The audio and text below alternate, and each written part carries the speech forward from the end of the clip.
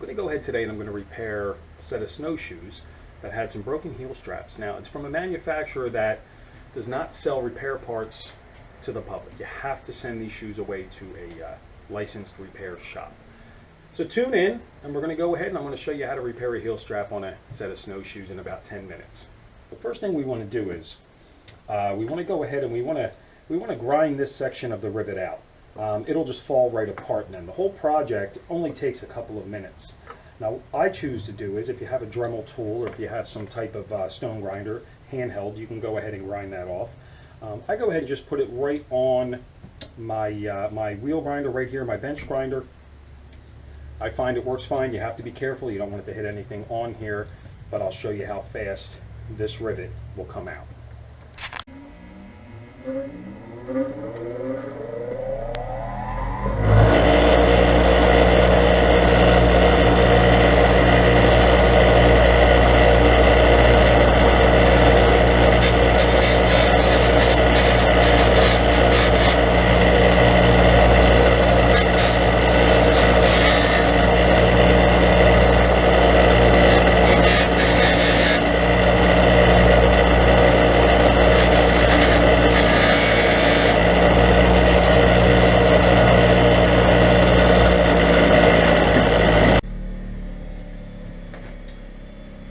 Okay, so I had it on the grinder for approximately maybe 30 seconds at most, off and on, touching it, trying to get it. All you're really trying to do is grind away the part of the rivet that'll slip through the washer. So I believe that I got enough.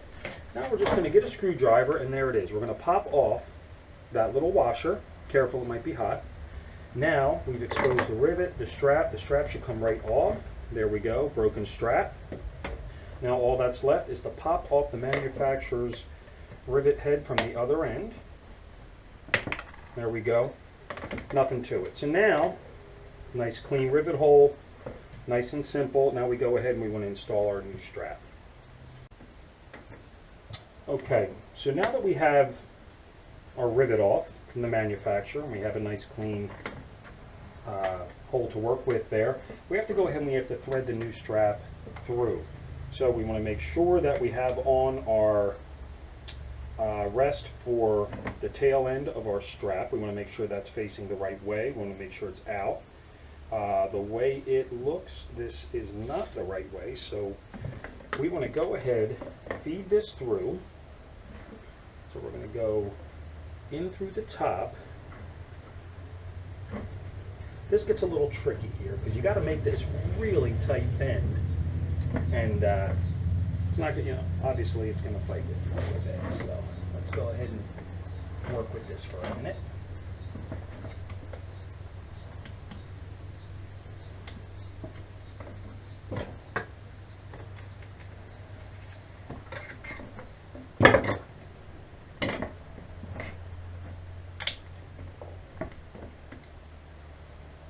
Okay, looks like we got it going. Let's get just a little more through. Put that up and slide that through.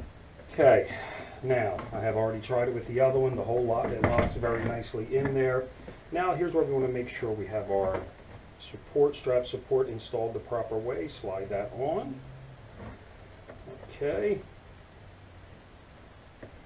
And you can see, slide that in, and there's your strap installed through the buckle. Now we want to go ahead, slide this through, go ahead and get our 3/16 rivet. Earlier I did call it a 5/16, it's 3/16. We want to go ahead, get our two 3/16 washers. You can see they match up perfectly with the manufacturer's washer. Not sure if it's absolutely necessary to install the washers on both sides. I just found that the rivet is the right size for it, will handle both the washers, and why not give it that added strength. Another thing you want to be sure of when you're riveting is to put the tail end of this rivet on the outside, because when the rivet is final, you're going to have a little 3/16 or so of that rivet sticking out. Now if that's on the inside, it could possibly scrape and damage your boot. So we don't want to even take that chance. We're going to try to avoid that. So let's go ahead and get our first washer on. Feed our new strap through. I'm going to go ahead and put the other washer on. Okay.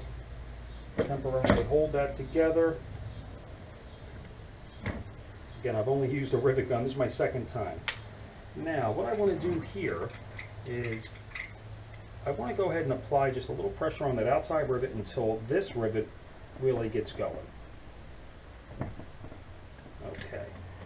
Now, you can see I've gone ahead and pressed that rivet. Now, I'm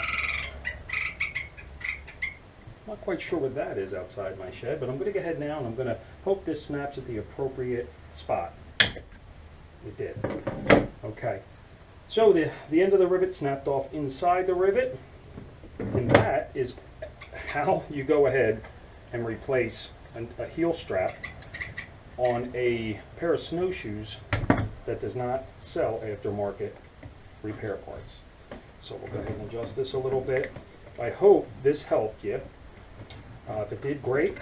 If not, like I said, move on, find somebody else that might have a closer project to what you're looking for.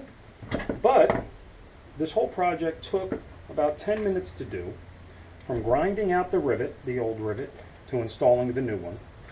I'm confident with that repair. I think I'm going to get many more years out of it.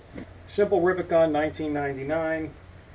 I have enough rivets now to make many more repairs for the unnamed friend who inadvertently keeps breaking my snowshoes. But Ken didn't mean to do that. So to have these parts laying around is not a bad thing. Have these tools laying around. You can make these simple repairs, and it only took about 10 minutes.